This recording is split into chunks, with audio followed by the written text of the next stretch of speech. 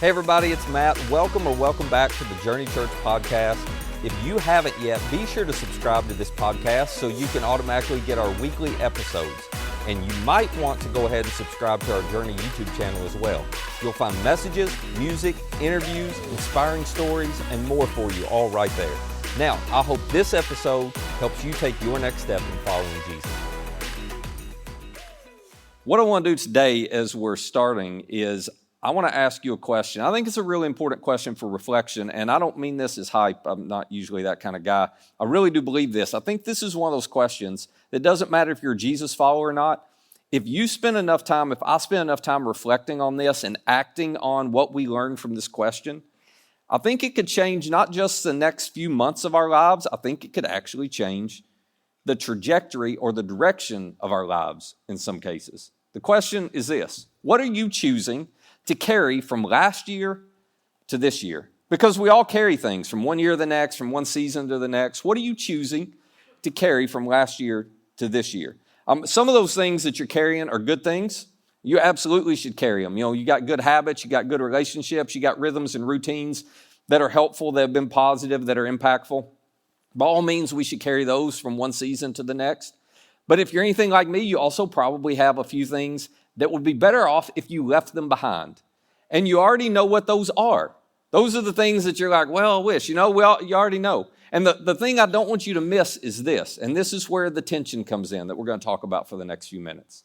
The reality is those things that would be better off left behind, you get to choose, and I get to choose whether we carry them or whether we leave them behind. And so over the next few weeks, we're going to talk about one of those things that all of us would be better off if we just left it behind. The good news is, it's our choice. So today we're starting a brand new series we're calling Free Me, and here's what this is about. This is about moving beyond the excuses that tend to hold us back. So here's the thing about excuses that we all have to recognize. Excuses are like bogus barriers. They're like paper prisons. They're like cardboard cells. And all I mean by that is this: they look real, they look daunting. From a distance, they look impenetrable and insurmountable. But the reality is there's nothing to them. Excuses are things that tend to lock us in and hold us back, but they don't actually have the ability to do it unless we give them the power and the ability. And all of us know this because all of us are guilty of it. All of us have done it. And the reason it is so hard to recognize these is because when it comes to us personally, well, I don't make excuses. I have reasons for why I don't do things. You like this? It's not an excuse for me. It's an actual reason. And there is a distinction between the two. Here's what a reason looks like. There is a reason that I can't throw a 100-mile-per-hour fastball. It's not an excuse. There's a reason I can't dunk a basketball. I'm a washed-up athlete. There is a reason, okay? It's not an excuse. I can't do it. I don't care how much you train me. I don't care what happens. I can't do it. All right, that's a legitimate reason. That is very different from an excuse. An excuse is a self-imposed limitation, and we all do it to ourselves. And you know how you can tell the difference between an excuse and a reason? All you have to do is listen to your becauses. Here's what I mean by that. You find yourself in conversations with people. So do I. Sometimes we find ourselves in conversations with ourselves where we are asked questions like, why do you? Why don't you? And somebody starts asking us things that makes us uncomfortable. Why do you keep doing that? Why don't you start doing that? Why did you move in? Why did you move out? Why did you really get a divorce? Why did you choose to stay? Why are you in so much debt? Why are your finances an absolute mess? Why is it that you haven't prepared and saved up enough for retirement? Why aren't you more consistent at church? Why aren't you more involved? Why don't you figure out how to be more generous? Why don't you take care of your health? Why don't you figure out how to lose the weight, get in shape? Why are you still smoking? Why is it that every night when you come home, you've got to have a drink? Why are you doing what you're doing? Why don't you do more of what you know you should do? Why do you keep consuming porn? Why do you keep handling your sexuality the way you're handling it? Whenever somebody asks you a question like that, if you want to know whether you're making an excuse or you have a legitimate reason, all you have to do is listen to yourself as you respond. Because you will say every time, well, because, and whatever comes after that because is what you have decided is your out. It's what you have crafted and created to be the explanation or the justification for why you have not made the change or done the thing that they're asking about, and in most cases, the thing that you would say, yeah, I know that's in my best interest. Yeah, I know that would be good for me. But I just haven't. I just can't. I just won't because. What you have done, and we all do this, what you have done is fooled yourself, and I have fooled myself because excuses always disguise themselves as reasons. Always. Excuses always disguise themselves as reasons. Now, I don't have to convince you of this because you experience this being on the other side of people all the time. And here's what I mean by that. So, I've been talking for 5 minutes. And do not raise your hand and admit this, but you have probably already thought of somebody that you wish was here to hear this. You know what I'm saying?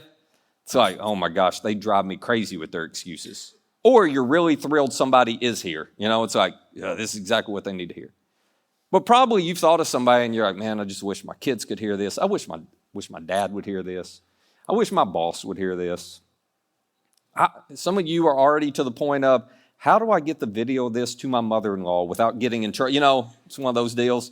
Because it's just like, oh my gosh, they won't stop. They just won't stop making excuses. Okay, here's why you and I think that way. I'm the same way. Because you can spot excuses a mile away in other people. And when they say, well, because, and they give you something and you push back, they're like, no, that's the reason why. And you're like, that's not a reason, that's an excuse. You can spot excuses a mile away in other people. Here's what's so dangerous. We can't see excuses a foot away when we're looking in the mirror. We convince ourselves they are not excuses, they are reasons. We let excuses disguise themselves. And we create self-imposed limitations, paper prisons, bogus barriers that keep us from going where we need to go and becoming who we need to become. And so, I'm just curious, is it possible that you're missing out? Because you have walled yourself in. Because you have locked yourself into a self-created paper prison. All you'd have to do is push on those bars and they would crumble. But you've kept yourself locked in because of excuses that you have convinced yourself are reasons. And you constructed those prison bars out of things that people told you, maybe out of stuff people called you, labeled you, or expected of you. Maybe you constructed those bogus barriers as a way to justify things like your behaviors, your reactions or overreactions, something you're neglecting, something you're avoiding. And here's all I want you to see. And this is true for me as much as it is you. What you have to understand is when you and I do this, you're blaming something internal on something or maybe someone external. And you can never change when you blame. So as long as you convince yourself of this, well, you're stuck. You're stuck right where you are, repeating what you've always done and accepting what you've always believed. Now, just real quickly, if you're new around here and you're like, this sounds like a self-help talk, this is not a self-help talk. This is incredibly spiritual. And let me explain why. Because this has been your experience. Our excuses often become our king. In other words, our excuses become our boss. The excuses you have told yourself and the excuses I've told myself Well, they have control. They are controlling what we choose to do and not do, what we choose to change and not change, who we choose to be and not be. Our excuses become our king. So you can see pretty quickly there's quite a contradiction when we show up here on Sunday, those of us who claim to follow Jesus, and we sing songs about King Jesus, but we actually live our lives surrendered to king excuses. When the excuses are the thing driving our behaviors and our decisions. When we sit here and we go, oh yeah, I know Jesus says that's a step I need to take. But I can't do that because, well, no longer are we following Jesus. Now we have surrendered and submitted to whatever is at the end of that because. That is our excuse for not doing what we know we ought to do. Every one of us is guilty of this. The question is, what do you do about it?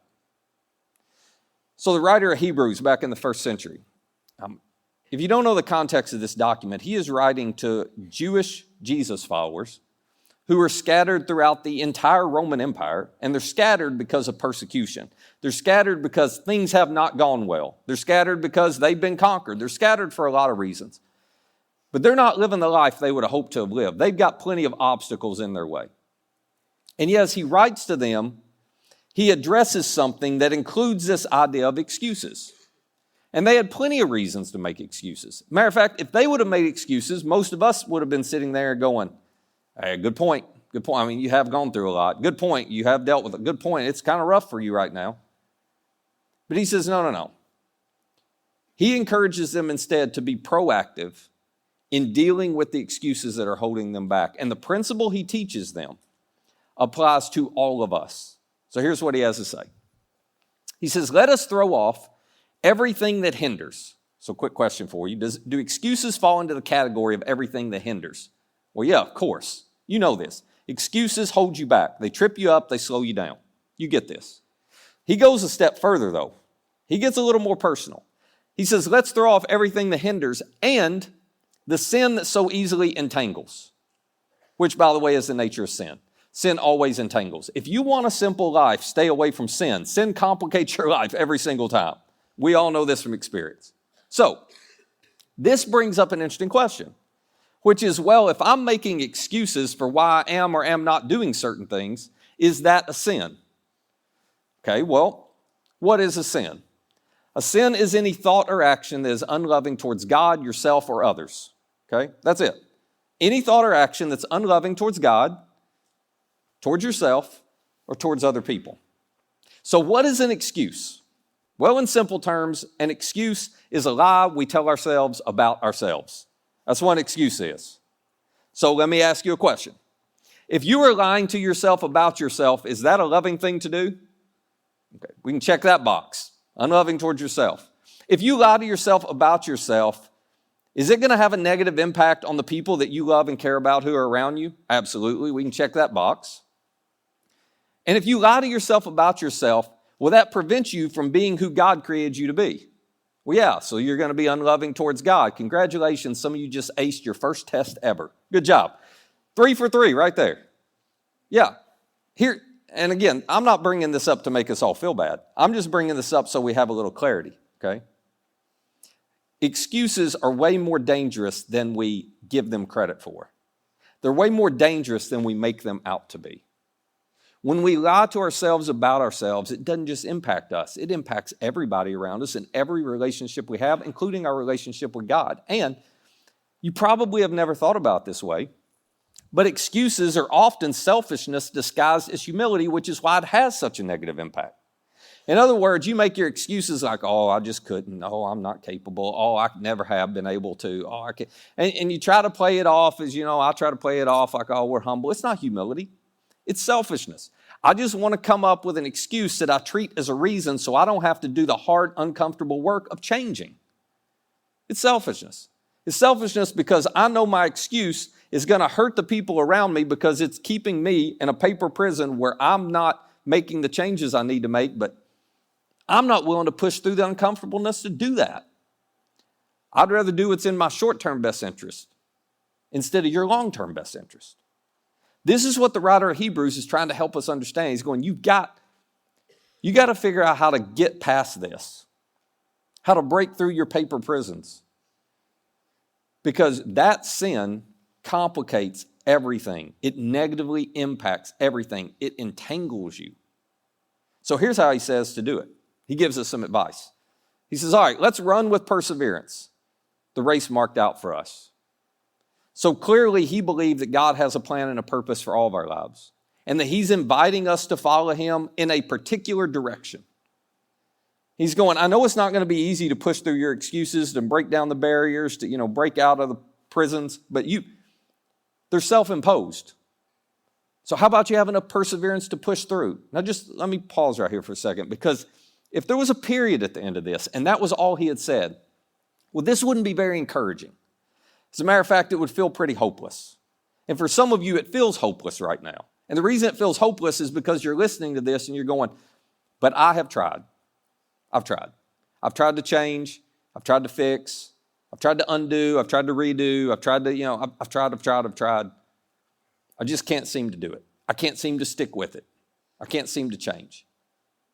And if all you and I have to count on to move beyond the excuses that are holding us back, if all we have to count on is our own self-determination and our own willpower, well, we're in a lot of trouble. There is a reason that 2 days ago is referred to as Quitting Friday. You ever heard of this? It's Quitting Friday because it's 9 days into the year, which is enough time for all of us to decide we're throwing out whatever changes we want to make at the start of the year. That's why they call it that. Again, 9 days in, the stats show everybody's about done with it. Because we've all tried with our own self-determination and our own willpower. It doesn't work. But the author of Hebrews was not suggesting to us that we just need to buck up and try harder. He says, if you want to move beyond the excuses that are holding you back, I want you to try a different approach. Yeah, it's going to require perseverance.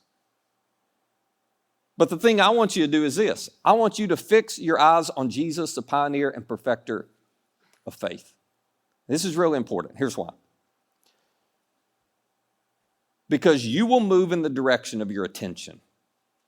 This is true for all of us. You always move in the direction of your focus. If you're driving home today afterwards and you decide, you get caught up in something going on over on the right, side of the road, and you, for the next 30 seconds, are just locked in on that, guess where you're going to end up? In the ditch on the right side of the road. You've done this before, haven't you? You've driven by a wreck where you just naturally start drifting that way. If you're a runner, you've had the same thing. If you've ever, looked at something for a while on one side and got caught up, next thing you know, when you're running, you're just veering to the left. It's true physically, but it's also true in every area of life. Wherever you fix your eyes, wherever you fix your focus, that is the direction you're going to move. And the problem a lot of us have had, the reason we've never been able to move beyond our excuses is because we've tried to beat our excuses by focusing on ourselves. It's like, well, I got to change, and I don't want to be this way anymore. Or I want this to be different about me. So we give all the willpower and self-determination in the world, but our focus is on us the entire time, which means we are bound to fail. So the writer of Hebrews is actually introducing something quite interesting. He's saying the way you're going to move beyond your excuses is not actually to focus on your excuses. It's not to focus on the impact of these changes and what they're going to have in your life. The way you move beyond your excuses is you fix your eyes on Jesus, because he is inviting you to take a step, and he is moving you in a very strategic, intentional direction. And if you'll just keep your eyes on him, and every time he asks you to take a step, you will, in spite of all the bogus barriers and the paper prisons, you will find that you eventually walk right through those bars.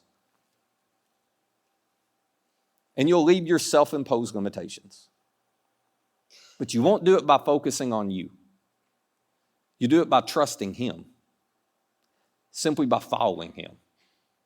And so, the invitation over the next few weeks for us is really simple. It's just to leave the excuses behind. It's really simple to understand. It's really hard to do. But this is it. So, before you're like, I've tried, I'm not going to be able to, before you give up, I want you to think about this.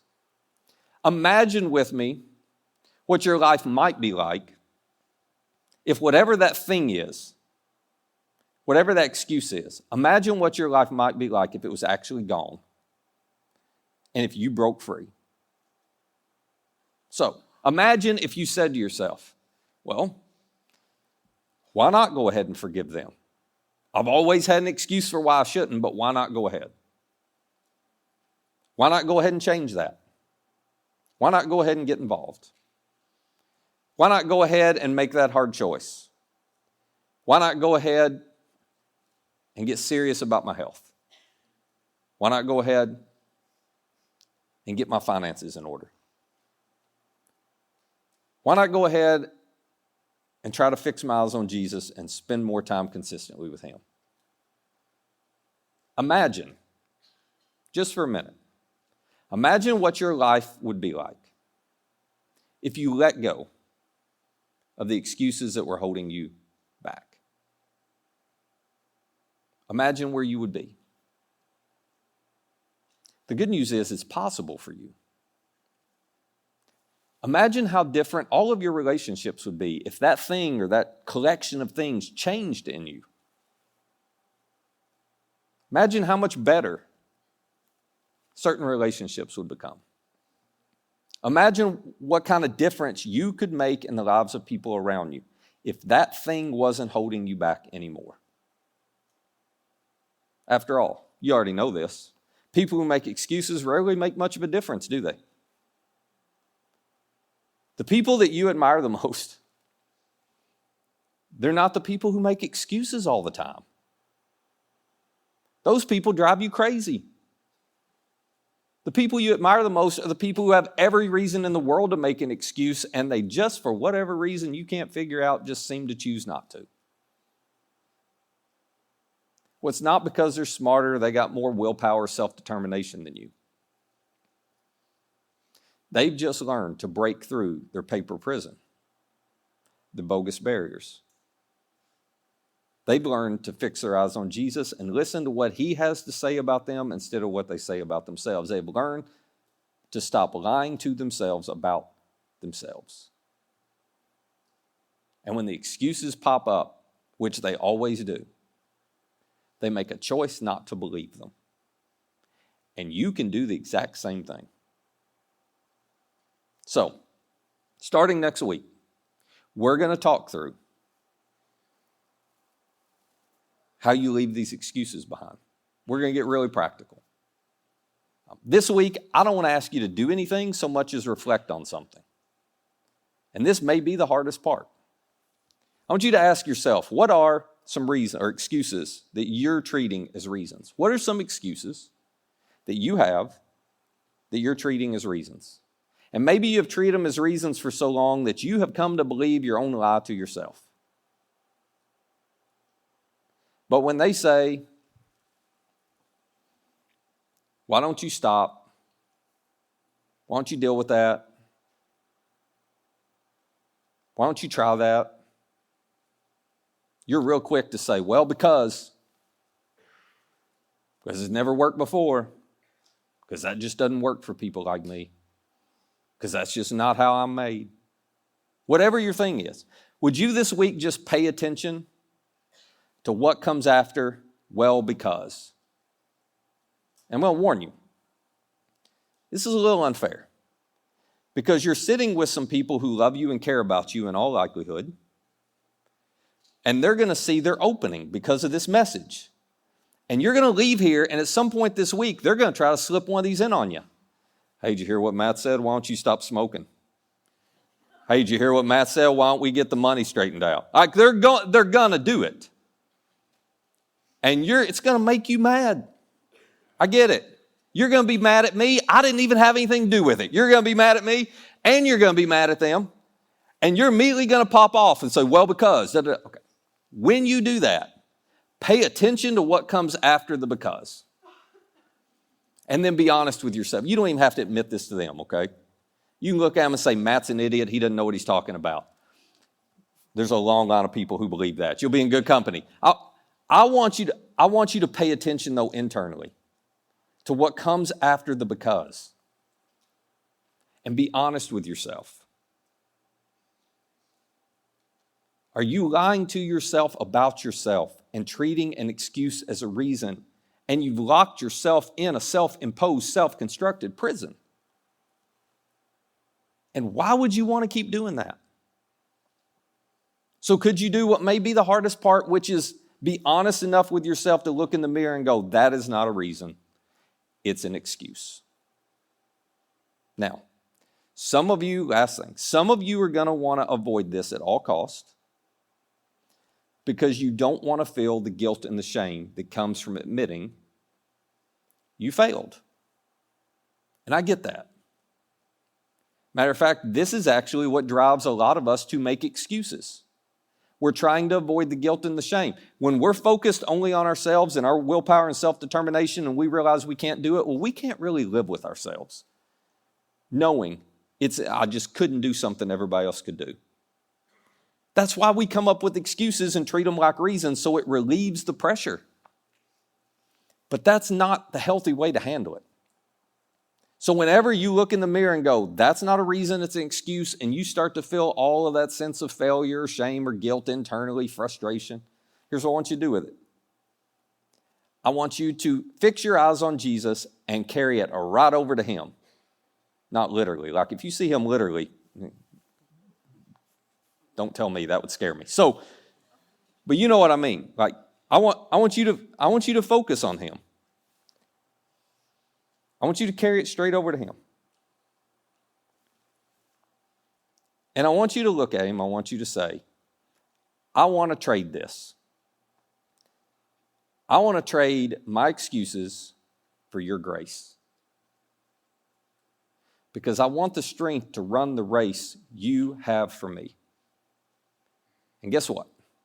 Jesus has promised to give you his forgiveness and his grace. You don't have to carry guilt and shame.